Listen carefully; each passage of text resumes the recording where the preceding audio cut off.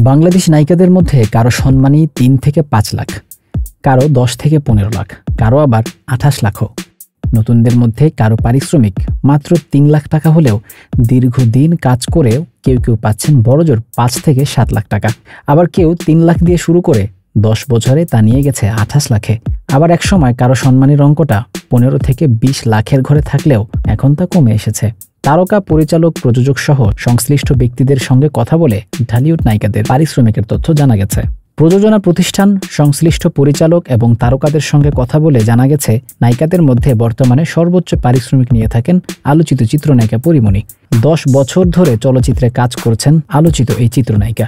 সময়ের আলোচিত চিত্রনায়িকা পরীমনির অভিনয় জীবনের শুরু নাটক দিয়ে। জীবনের প্রথম ধারাবাহিকে ইদ্রিস হায়দারের সেকেন্ড ইনিংস, এই নাটকে অভিনয় করেছিলেন ইলিয়াস কাঞ্চন, চম্পা সহ অনেকে। জীবনের প্রথম এই ধারাবাহিকে অভিনয়ের জন্য তিনি ২৬,০০০ টাকা সম্মানী পেয়েছিলেন। নাটকে অভিনয়ের এক পর্যায়ে পরীমনি চলচ্চিত্রে কাজ শুরু করেন। প্রথম চলচ্চিত্র শাহ আলম মণ্ডল পরিচালিত ভালোবাসা সীমাহীন। এই সিনেমায় অভিনয়ের জন্য পরীমনি সম্মানী হিসেবে পেয়েছিলেন ৩ লাখ টাকা।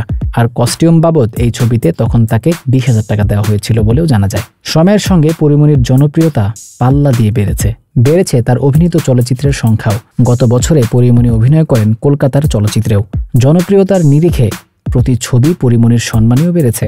দেশে তিনি সর্বোচ্চ ২২ লাখ টাকা সম্মানী নিয়েছিলেন অ্যাডভেঞ্চার সুন্দরবন চলচ্চিত্রে অভিনয়ের জন্য।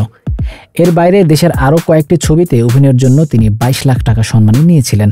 তবে ক্ষেত্র বিশেষে এর কমেও অনেক জনপ্রিয় পরিচালকের ছবিতে কাজ করেছেন তিনি। দেশে ২২ লাখ টাকা সম্মানী নিলেও দেশের বাইরে কাজ করতে গিয়ে তা আরও বেড়েছে।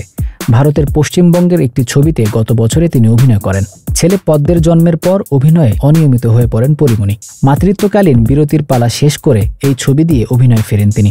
ফেলু বক্সি নামের সেই ছবির পরিচালক দেবরাজ সিনহা। এই ছবিতে পরীমনির বিপরীতে অভিনয় করেন সোহম। এ বছরে কলকাতায় ছবিটি মুক্তি পায়। ফেলু বক্সিতে অভিনয়ের জন্য পরীমনি সম্মানী নিয়েছিলেন ২৮ লাখ টাকা। ঢালিউডের আলোচিত নায়িকা পরীমনি সর্বশেষ চুক্তিবদ্ধ হয়েছিলেন গোলাপ চলচ্চিত্রে, যে ছবিতে তার নায়ক হচ্ছেন নীরব।